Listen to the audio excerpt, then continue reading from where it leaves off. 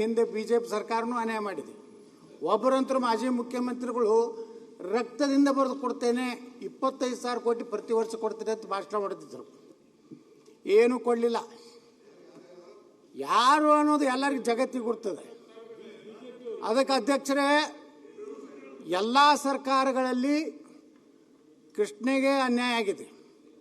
ವಿಶೇಷವಾಗಿ ಉತ್ತರ ಕರ್ನಾಟಕ ಏನಾದರೂ ಅಭಿವೃದ್ಧಿ ಆಗಬೇಕಾಗಿದ್ದರೆ ಸುಮಾರು 1.5 ಲಕ್ಷ ಕೋಟಿ ರೂಪಾಯಿ ಬೇಕು ಇವತ್ತಿನ ಗಾತ್ರ. ಆದರೆ ಇವತ್ತು ನಮ್ಮ ಅರವಿಂದ ಬೆಲ್ಲದವ್ರು ಹೇಳ್ದಂಗೆ 1500 ಕೋಟಿ 2000 ಕೋಟಿ ಕೊಟ್ಟರೆ, ಹಾಗಾದರೆ ವಿನಾಯಕ ನಮ್ಮ HK ಪಾಟೀಲ್ ಭಾಷಣ ಮಾಡಿ ಹೋದ್ರು.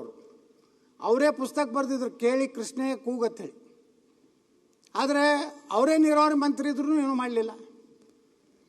ನಿರಂತರವಾಗಿ ಉತ್ತರ ಕರ್ನಾಟಕದ ಕೃಷ್ಣೆ ಮೇಲೆ ಸತತವಾಗಿ ಅನ್ಯಾಯ ಆಗಿದೆ. ಅದಕ್ಕೆ ಮಾನ್ಯ ಮುಖ್ಯಮಂತ್ರಿಗಳು ಈಗಾಗಲೇ ಭೂ ಪರಿಹಾರವನ್ನು ಕೊಡ್ತೀನಿ ಅಂತೇನು ಹೇಳಿದ್ದಾರೆ.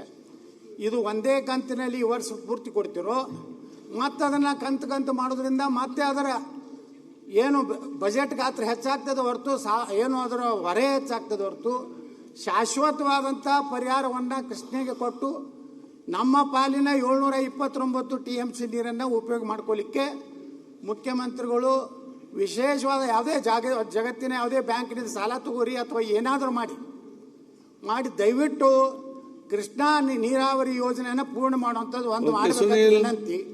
ಅಲ್ಲಿಂದ ಅಧ್ಯಕ್ಷರೇ, ಮಾನ್ಯ ಮುಖ್ಯಮಂತ್ರಿಗಳು ವಿಜಯಪುರಕ್ಕೆ ಬಂದಾಗ ಕ್ಲಾರಿಫಿಕೇಶನ್ ಕೇಳಿ, ಅದೇ ವಿಜಯಪುರಕ್ಕೆ ಬಂದಾಗ 130 ಕೋಟಿ ರೂಪಾಯಿ ಒಂದು ಫ್ಲೈಓವರ್ ಕೊಡ್ತೀನಿ ಅಂತ ಹೇಳಿದ್ರು.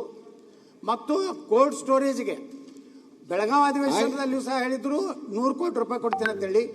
ಈ ಬಜೆಟ್ನಲ್ಲಿ 2-3 ಕೋಲ್ಡ್ ಸ್ಟೋರೇಜ್ ಕೋಟಿ ಮಿಕ್ಸ್ ಮಾಡಿ ಕೊಟ್ಟಿದ್ದಾರೆ.